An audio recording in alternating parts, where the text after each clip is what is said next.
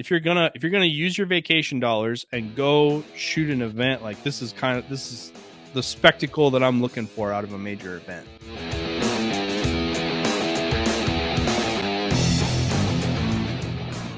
Welcome, everybody, to the Three Gun Show. I'm your host, Dave Hartman. With me today is Adam Maxwell. This is episode number 366. We're here to talk about the Vortex Shootout. I almost said Vortex Shooter Source 3-Gun Championship. Almost. My heart won't let go, Adam. I was still listening to the riff. It gets me every time. It gets you in the mood. It gets the people going. It sure does. It's like Pavlov's bell, man. I'm just ready to talk about 3-Gun. Just ready to roll. How you doing, man? I'm doing great. I just got back from my month-long walkabout, doing stuff. Basically, the way October is shaking out the last few years, have matches and work events that just kind of stack up 1, 2, 3, 4, and a lot of them are in the South. So I just kind of stay out for a month. I load up a truck, and go out there for a while. So I just got back in. I drove 5,000 miles in 3 weeks. And I had enough stuff actually, Dave, I had enough stuff in the truck. Like I would load it and unload it. So when I would get to a place, I would unload this stuff. I could feel how much weight was in the truck when I had it all loaded. Like it was like I was towing something. I put it in haul mode when I was driving down the highway. Did you discard things along the way? Like, I don't need this anymore, and just get a little progressively bit, better for the economy? But I won back ammunition, so like the ammo that I shot was like replaced with ammo that I won. So it kind of worked out, I think. But yeah, I did pick up some stuff along the way. That's like the best case scenario: shoot ammo, win ammo, shoot ammo, win ammo. The only better thing would be to win guns, but I don't know. It's almost more sustainable this way. Yeah, for sure. Well, it's like what is it like? It's something. It's like you're riding a horse, but you're carrying hay. Yeah. It's feeding itself off of what you got. Yeah. So it makes shooting sustainable. That's what it does. There you go. Renewable resource. Ammunition is a renewable resource. If you shoot enough ammo in the right places, you will get ammo in return. You will generate more. That's the key. Is you got to shoot it in the right places. Well, if you utilize enough speed and accuracy, you will regen ammo.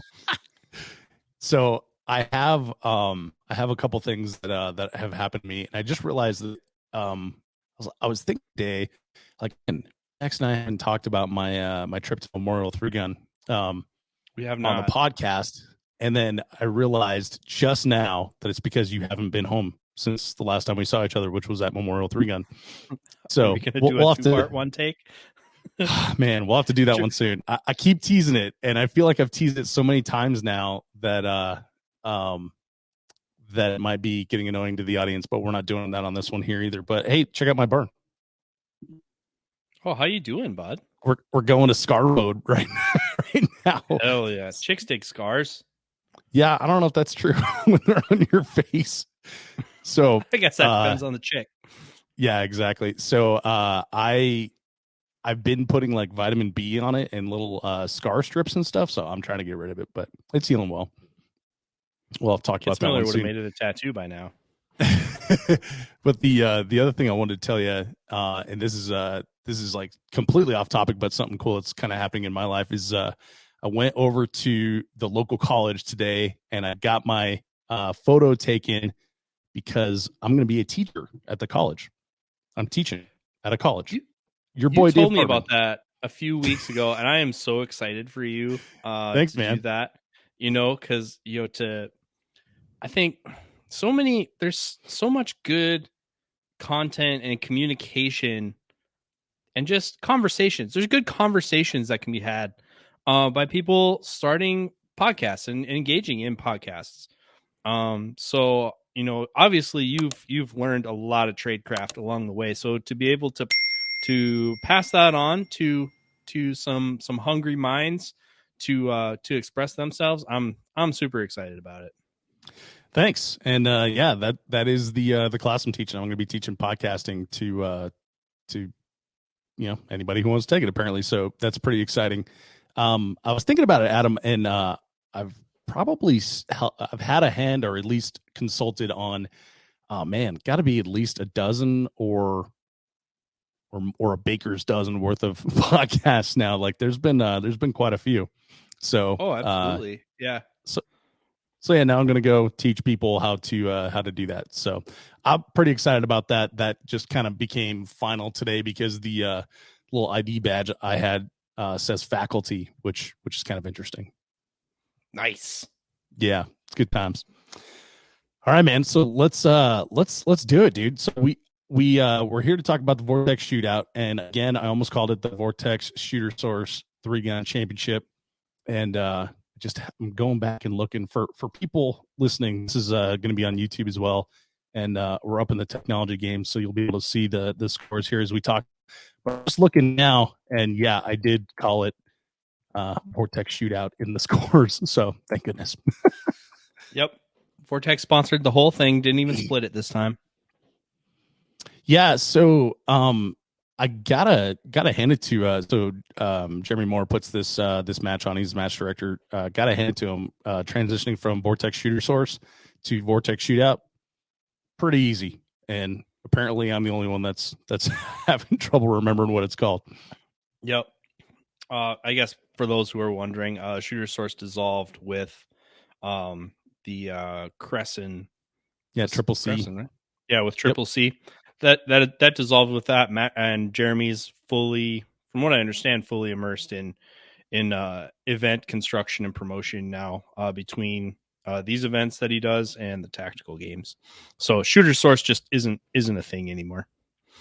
Yeah, so he's doing almost the exact same thing, just at different ranges now, because that's what he did it at Triple C, was put on matches, and that seems to be well, from my perspective, it's something that he's good at. It seems to be something that he likes doing. So good for him for being able to find a way to do that. A lot like me and a few other industry professionals, he sounds like he left the 1st of September, and he was kind of on his way home too. So he nice. kind of made a loop doing some events. Nice. All right, man. So let's go over the scores real quick here. For those not familiar, not paying attention, not on Instagram or Facebook, I have been putting out the scores this year for matches. That's generously sponsored by IWI. Scoreboard. Yeah.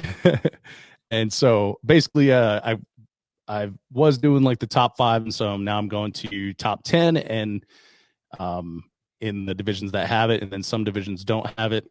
So that just goes to whatever it is. So spoilers here, and then we'll talk about the match. So open division, John Waddell, 100%. Second place was Justin Morris at 95.68%. Third place, Joel Turner, 94.02. Fourth place, Nate Schmidt, junior shooter, 88.74%. And then fifth place, James Gill, 88.18%. So AMAX, number 8, 82.72. You got to dig a little deeper to find me. Top 10, baby. Yep. Yeah, I was pretty happy with how this match turned out. And terrain matches are just struggle bus from the word go. So it's who struggles the least. And I got a stage win. On 4. I was pretty stoked on that. So when the army comes around and tells you smoked a stage, you know you did it pretty fast, I guess. Yeah, that's a good comment. Yeah. So yeah, I was stoked with how I did at this match. Kind of straightened out some stuff that I struggled with at Memorial, and so yeah, pretty good showing. And as you can see, a lot of heat in this division too. So like, you're in good company if you're up there in the top 10. I mean, you didn't even get to Dylan Easley, Jay Christensen. There's and I think there's 50 people total in open itself. So it's a hot division, especially at this match. Yeah, there was, let's see, 132 people. So 45 in open, 69 tac ops, 5 in PCC, which apparently is like 2x4, 6 heavy optics, and then 7 in limited. Yep. That sounds so correct. 100. You said 130. I did 132 competitors. Okay. It felt more than that. I'm sorry. I said it felt like more than that, but Maybe that was just because we were all hanging out together. Yeah, could be. Okay, so Tac Ops first place, Nate Staskowitz, 100%. Houston Russell was second place, 96, 29%. Riley Croft, third place, 93.16. Daniel Jurassic, fourth place, 92.81. Taylor Olhausen, 91.38. Then followed there by Varick BC, Nick Miller, Ben Hayes, and Jason Tilkey. By the way, Ben Hayes, I'm just going to shoot once a year, and I'm going to hit the top 10 each time. Yeah, makes you wonder why he ever left. No, Ben kills it when he goes up there. So this game's too easy. It bores me.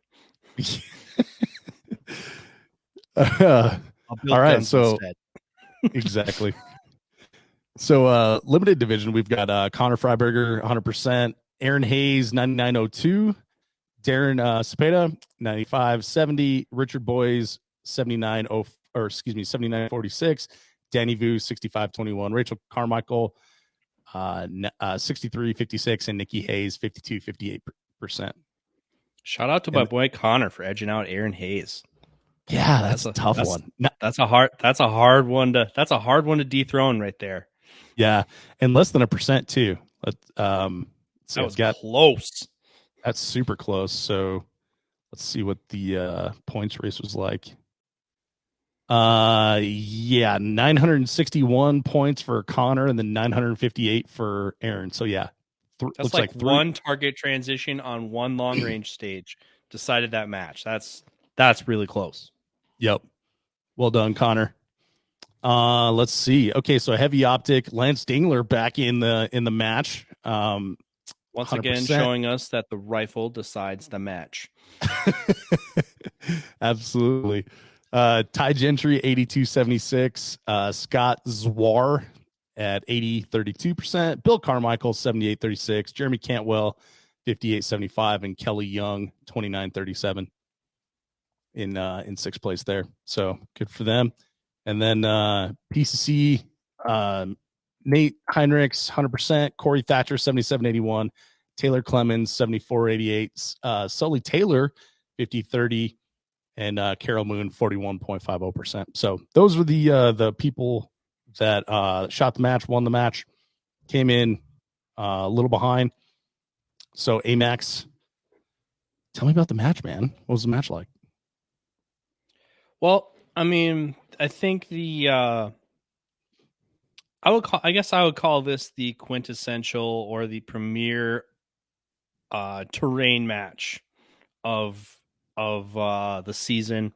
I don't know of anybody that's doing a more epic or true terrain match than this. I think the first thing that struck me when I pulled up, because this is what you get when you do multiple events at the same venue. It was like, oh, well, it's the same thing. Oh, it's just the fall Texas 3-gun.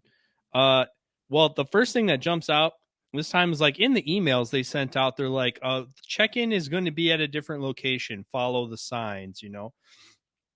And so I was like, well, I mean, there's two pavilions. Where is it? For this match, when you talk to Garrison or some of those other guys involved with TX, they call it at Reveille Peak. There's what they call the dirty side, which is the ranges that they rent out for like cops and DOD stuff and whatnot. And then there's the green side or the clean side. I think they call it the green side.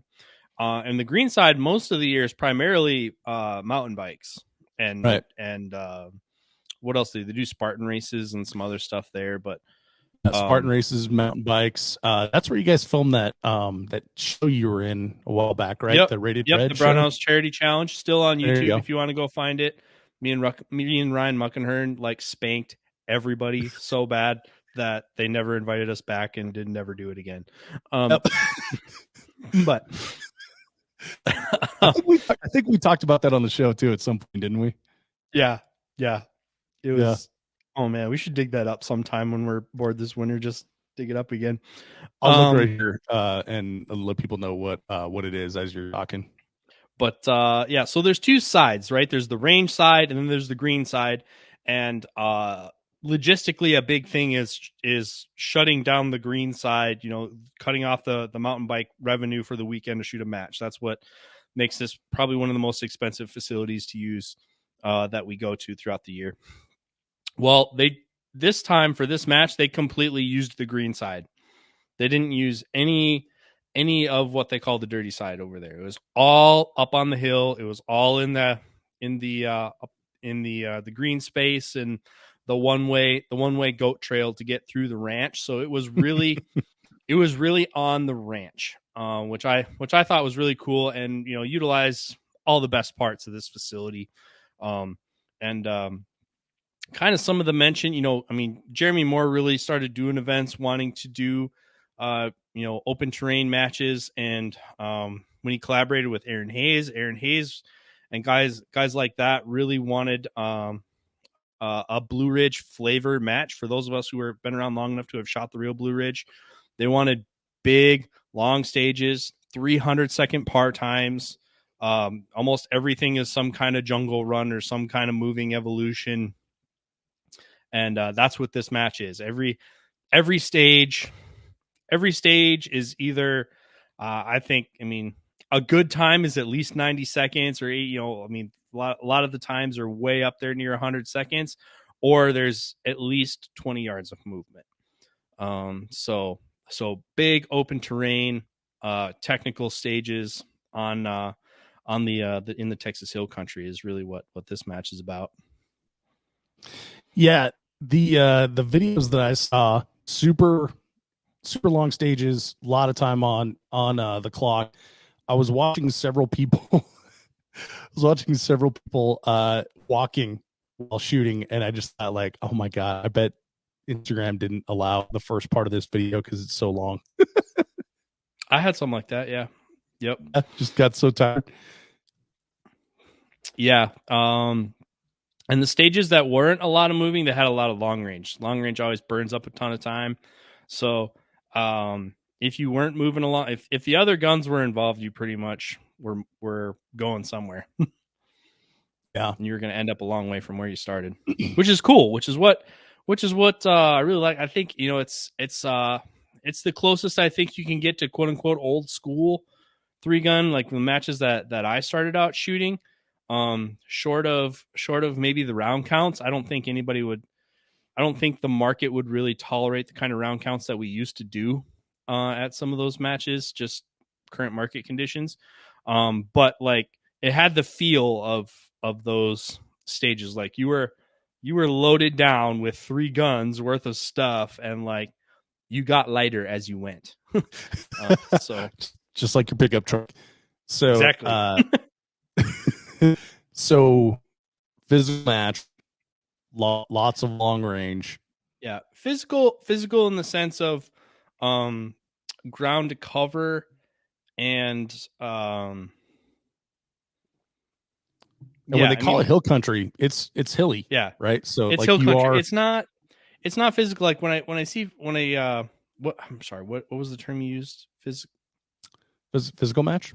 Yeah, when I hear physical match, I feel I go straight back to Iron Man and that like 80-pound dummy that you had to move, or the Hesco sled you had to drag at Memorial and stuff like that. There wasn't anything like that. I mean, it's just shooting and all the stuff you need for shooting, but there's just a lot of it. Got it. Which is what I think, if you're going to a major match, is what I want to see. Like if you're gonna use your vacation dollars and go shoot an event, like this is the spectacle that I'm looking for out of a major event. Mm-hmm. Yeah, I think it used to be that like I was like, oh, there wasn't really that much shooting in this match, but that's okay.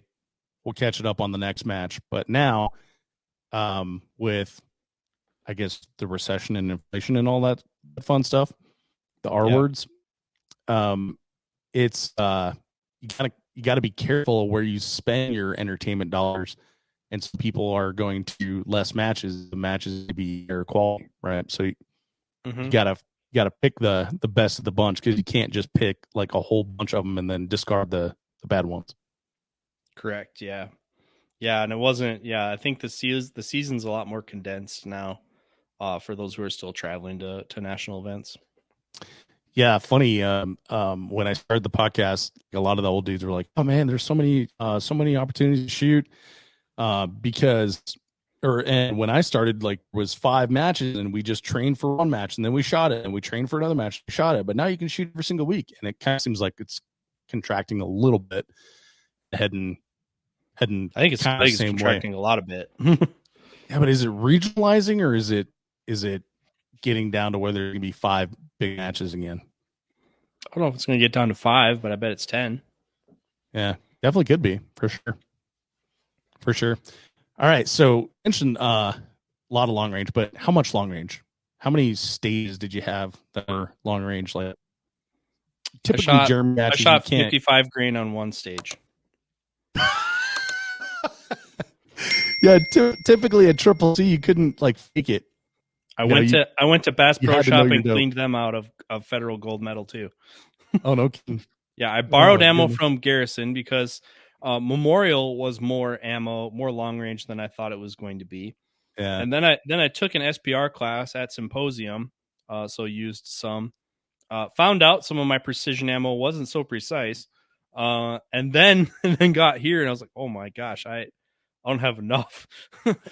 Yeah. Garrison, can you help me? Yeah, I got that text from you, and you're like, "Hey, you used to live in Austin. Where do I go for ammo?" And I was like, "Wow, this is a very un-Adam like text message to get. Like, usually you're super prepared on that stuff."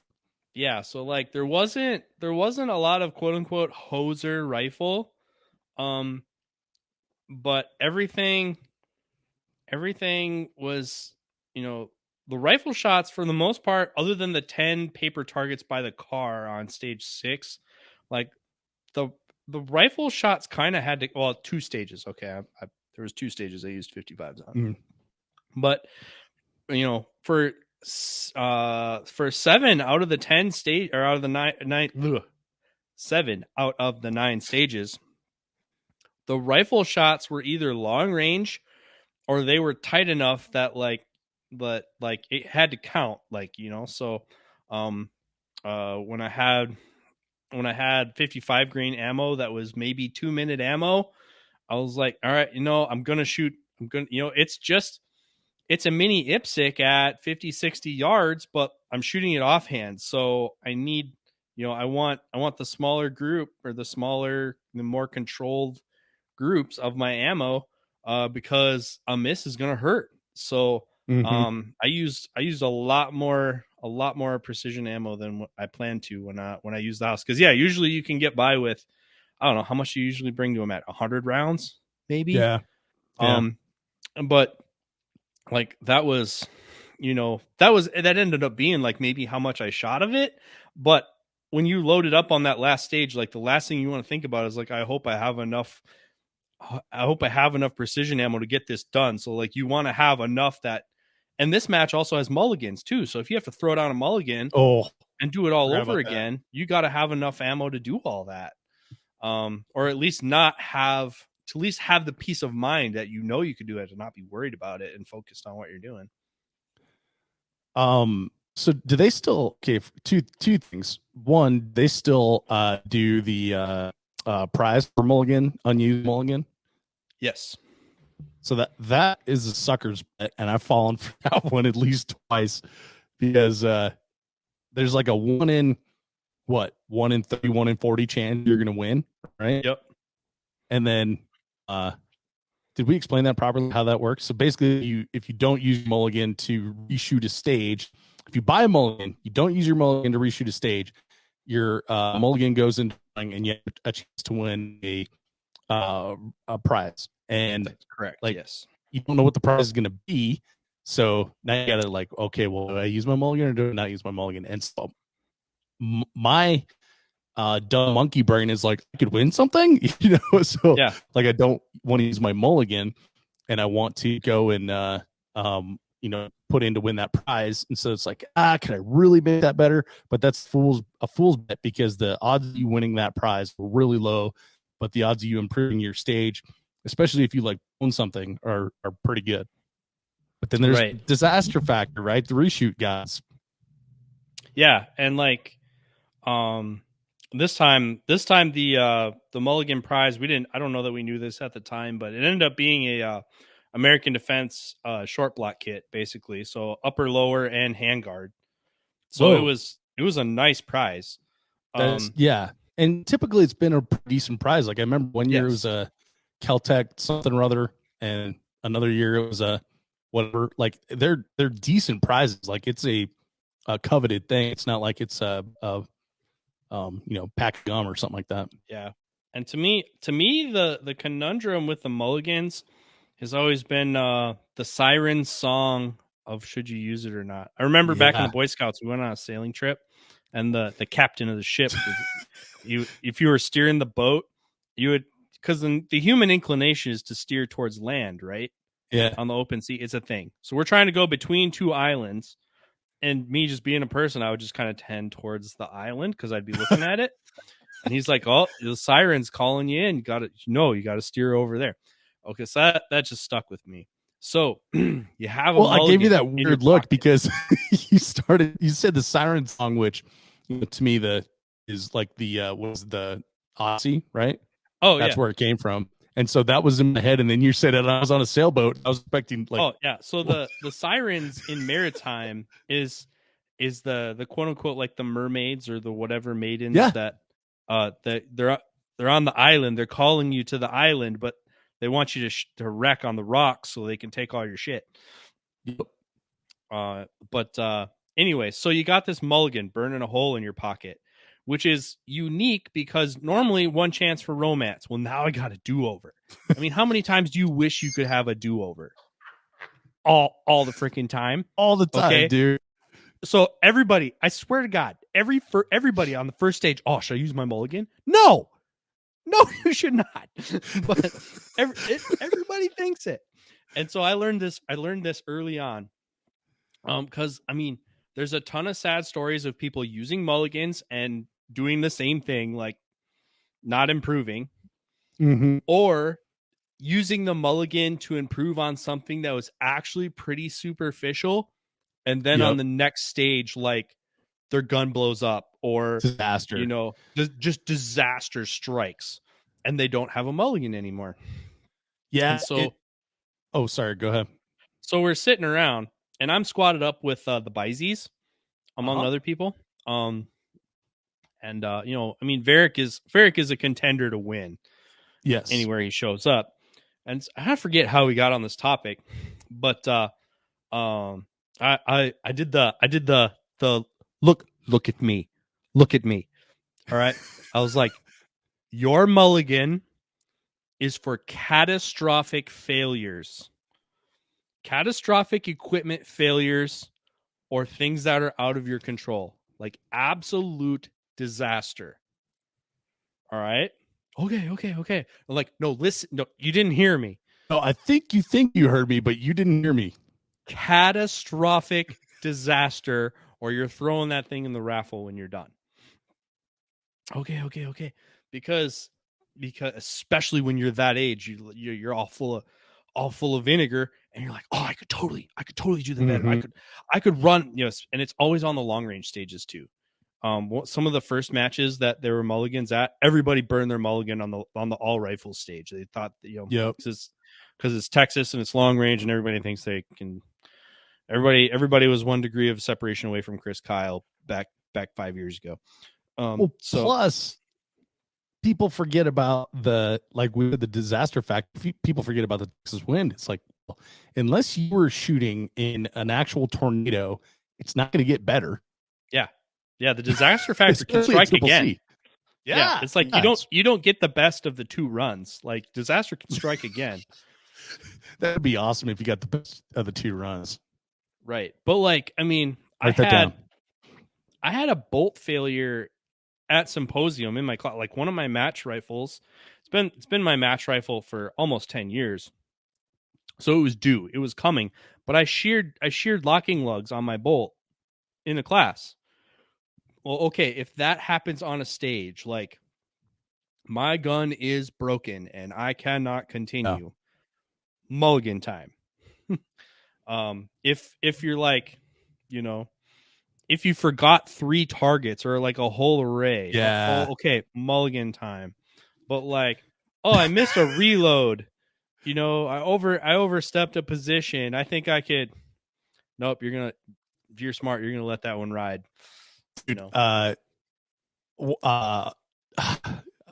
sorry, my stutter is going. This guy, sorry, Chad Torres is the Varick Bizey of 3 years ago. He was the exact same way. Should I use my mulligan? I think I can do better than that. It was like, just, dude, don't use your mulligan. And so if you ask yourself, should I use my mulligan? And like your squad mates don't want to make eye contact, they start shaking their head, like take that as a sign. Because the very first time I shot that match, Hunter Sykes was on my squad, and he loaded up some Prairie Storm for this really crappy spinner that Jeremy used to have. I hope he sold that thing, but it was a stiff spinner, and he loaded up some Prairie Storm for that thing. And I think he was shooting a Versamax, so he lets that one off. The charging handle goes flying out of the Versamax. He put like 4% of the pattern on there, and then he followed up like it's got a malfunction, and he's trying to clear it with his finger because the charging handle's gone. And he just stops and he's like, "I'm gonna use my mulligan." And everyone was like, "Yeah, you're gonna use your mulligan." Everyone was nodding their head. Yeah, this is a mulligan. Usually the crowd agrees with you when it's time to use the mulligan. Yeah. Well, and this is great too because it's a coaching match, so you can offer that advice to but yeah, last year I was squatted with, and I'm not picking on him, but Logan Tolan. Yeah, so Logan learned a hard lesson last year because he on the long range stage went to war with some stuff, blah blah blah. First day, I'm gonna burn my mulligan, like, and all of us. I mean, there were at least 6 of us were top of the list pros on this squad, and we're like, don't do it, dude. He's like, no, I can do better. And we're like, yeah, you probably could, but like, we're telling you that's not smart. No, I think I can. It's a bad bet. And we're like, it's like it. I mean, you're an adult now, Logan. Like, it's up to you, but our advice to you is not to do it. He did it, and then it didn't go as well. It's like, why didn't you guys make me not do it? It's like, it's your decision, bud. But you burned your mulligan on the first day. So yeah, it's mulligans are definitely an X factor. And then the coaching too. The coaching's another thing too. Which, man, when you're on a long range stage and the wind is blowing is nice, but whether coaching is helpful or hindering, I think entirely depends on who's on your squad and how in sync you all are with each other and how much you rely on. Because I think coaching. My thing on coaching is like, I think it will. I think it's kind of like a second mulligan that doesn't expire. Like it will save you from catastrophic disasters. Yeah, I don't think you can coach somebody into winning, or even doing well. Honestly. Yeah, because I mean, there's the target thing though, right? It's like 3 missed targets. You can shout, "Hey, you missed those targets." Yeah, and that's a good example of the catastrophic thing you're talking about. Yeah, but I think you're right.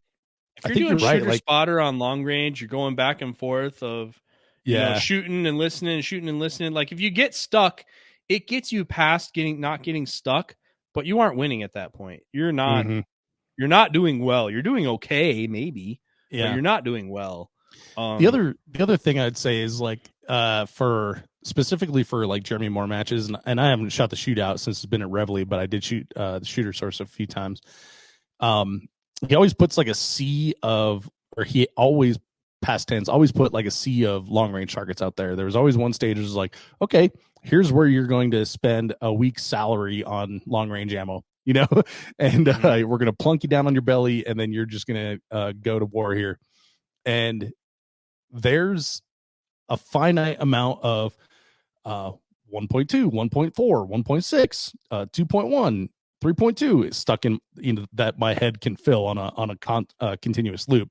So having someone like Hunter Sykes or someone next to me shouting those numbers as I'm getting those hit calls helps.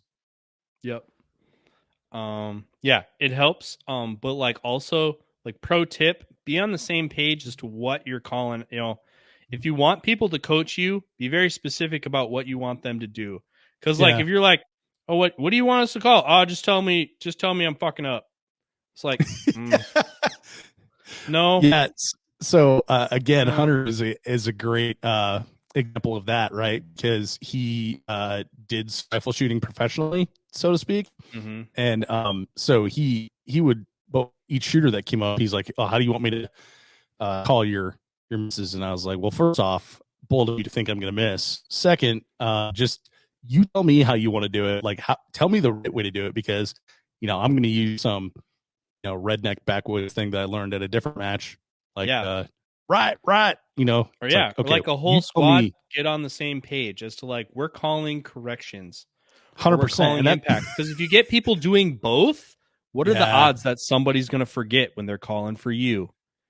dude, yes. And then what are the odds that you're also you want to designate someone, right? So what are the odds you get like two guys like you're missing left, and then the other guy is trying to tell you correct right, and you're getting those mixed up on the clock with earplugs. Yep.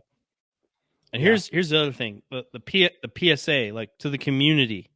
All right, when we're coaching people, don't use complete sentences.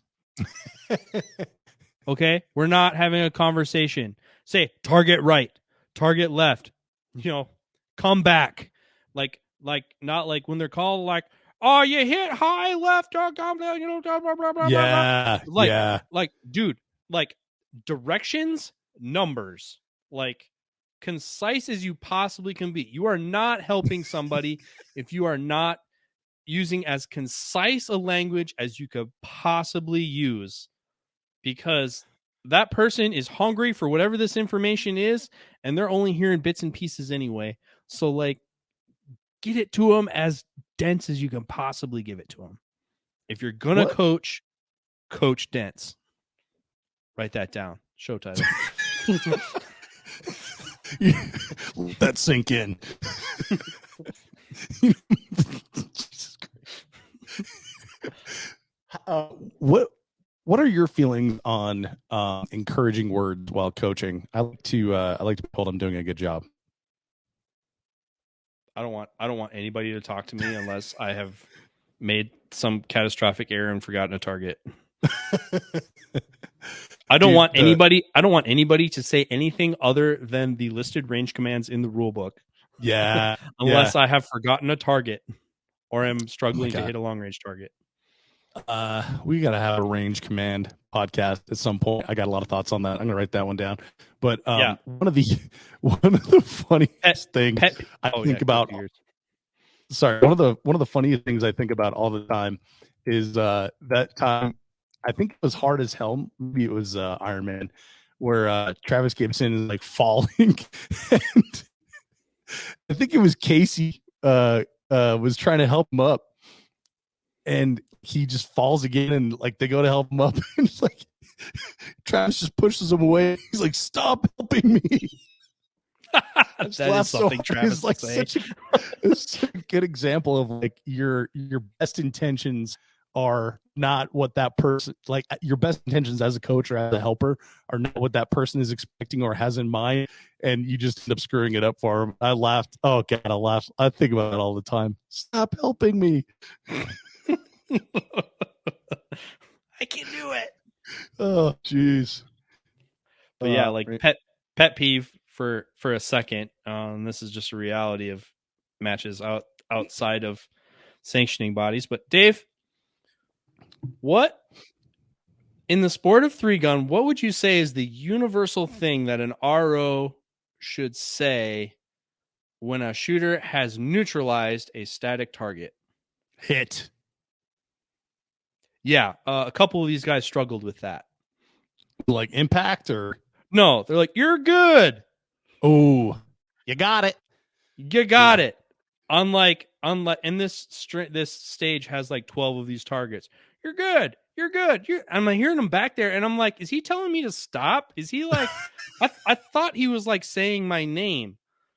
And I'm like three of these. I'm like 3 of these targets in. I'm like, oh no, he's just a bad RO.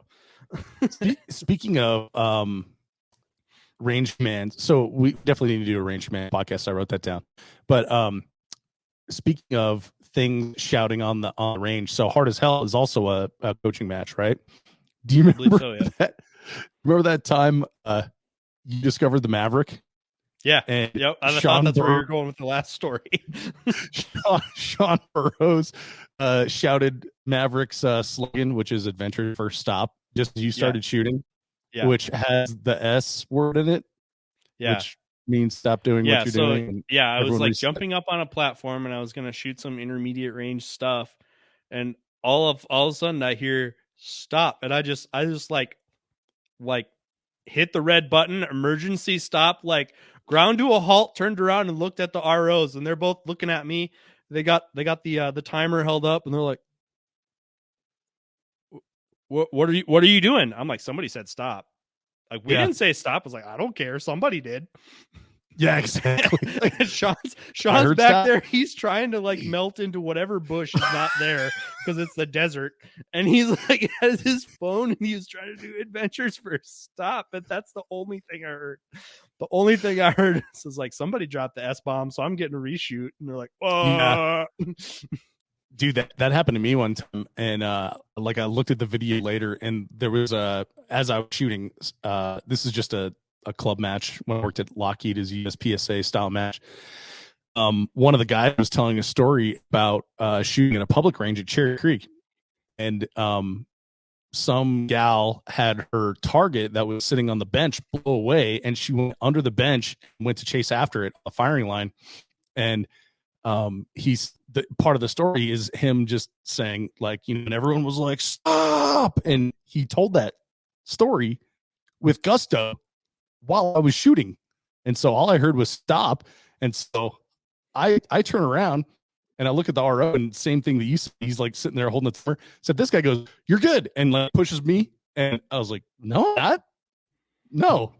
man, that's not how that works. Like, I'm going to reshoot. And I heard stop. Yep. Well, at Multi-Gun Nationals earlier this spring, something I forget what, but like the RO was pissed that a bunch of people or somebody yelled stop.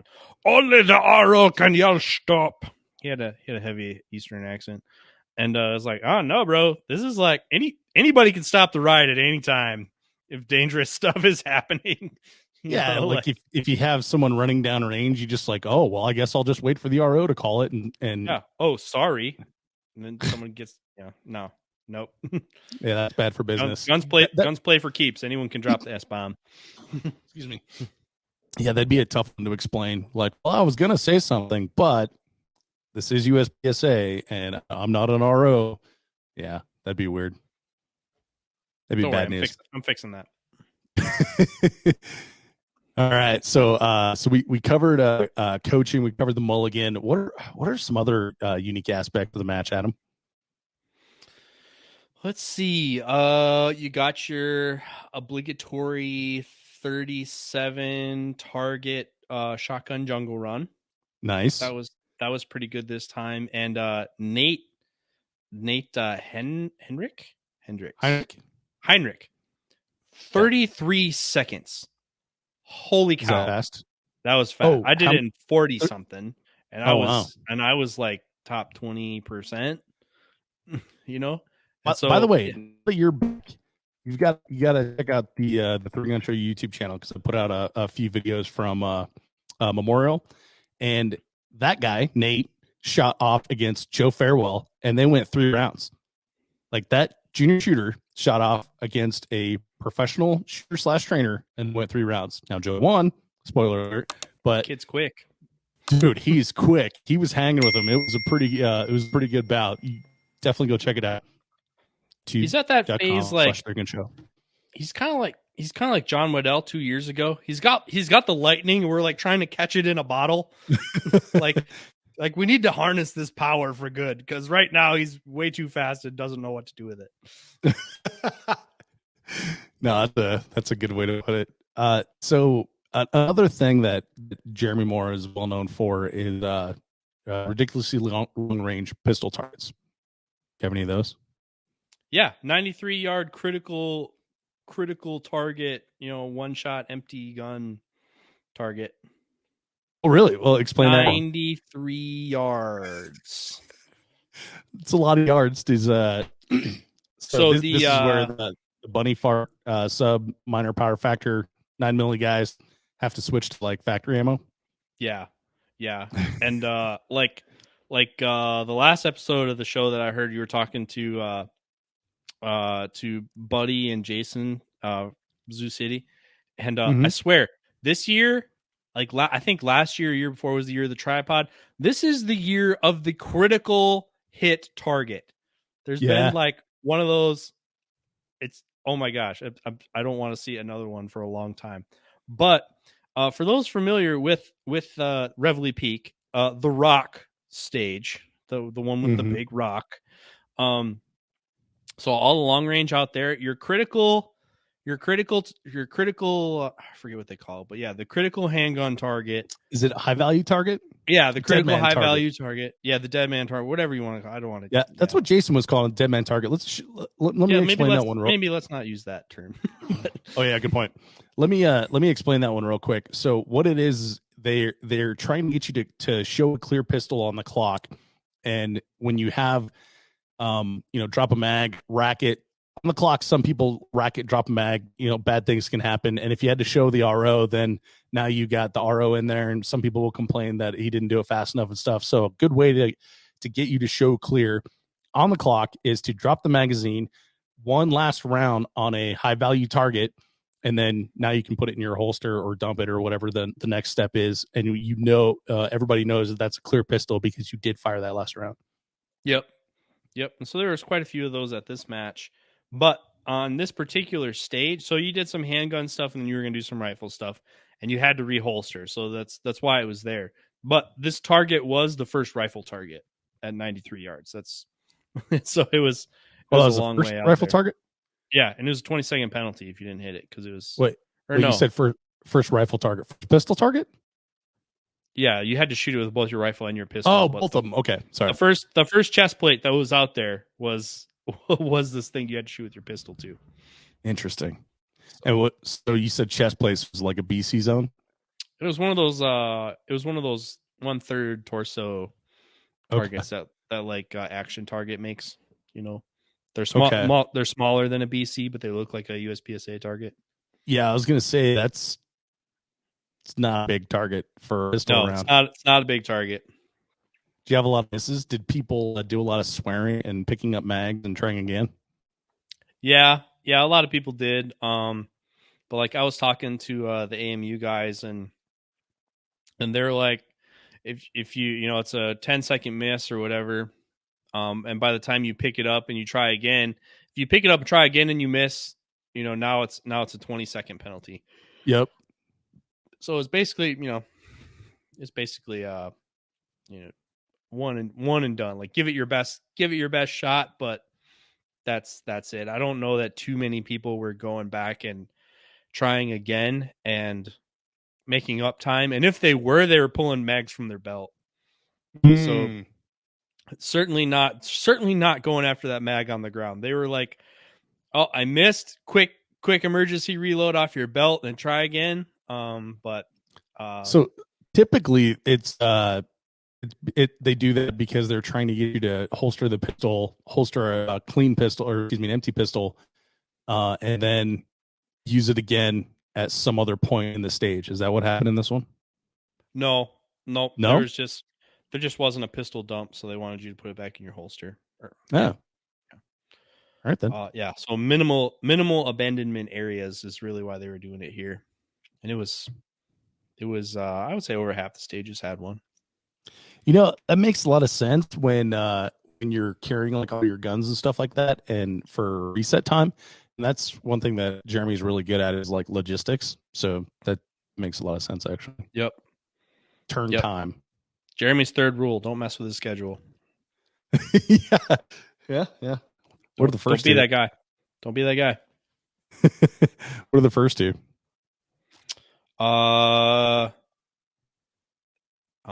Have fun, be safe, and don't mess with the schedule. He said, "Don't f with his schedule." There you go. Okay. All right. Well, Adam, anything else you wanna tell me about the Vortex Shooter first that people should know? Excuse me, Vortex Shootout. Jeez, I did it again. Oh man. Let's see. Like one of those old guys, just can't let go. Yeah, no, it's just lots of big stages. Kind of remembered some of the stuff around like when when a lot of people judge the matches that have more rules. I was like, one of the things we forgot about some of these early matches is they were pretty fast and loose with some stuff.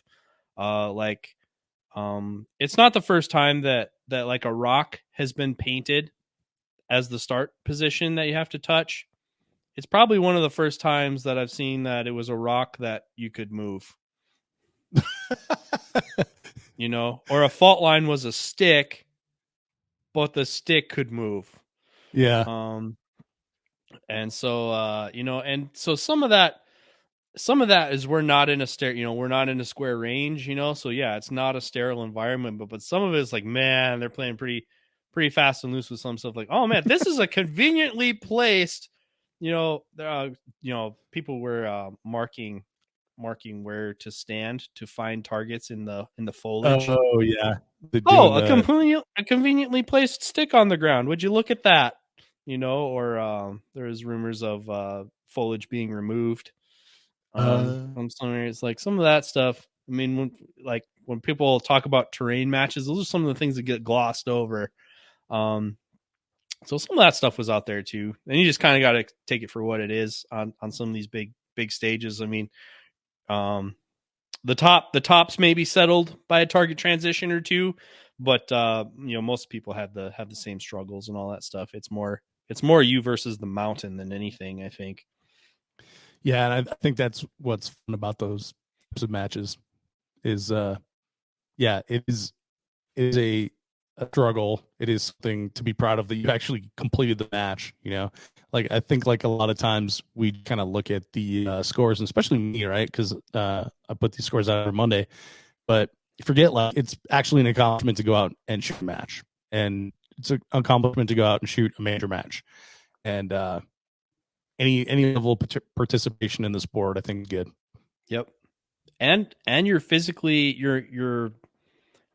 managing your energy and strength too. I mean, because this match runs on off format. You're out there all day. Yeah. So managing your hydration, managing your nutrition, making good choices around being in the sun or using sunscreen, and bring if you come to this match in the future and you haven't been, bring a chair. Please bring a folding chair or something like that, because like it's a long day on your feet. That's a trap to get into, or that's easy to get into when you're in the on off, because you're pumped from shooting. So then now in your off period, you just kind of like walk around and talk and stuff, rather than get shade, hydrate, and sit down. Yeah, wind yourself up again. Yeah, it's a challenge. It's as much a physical challenge as it is a shooting challenge.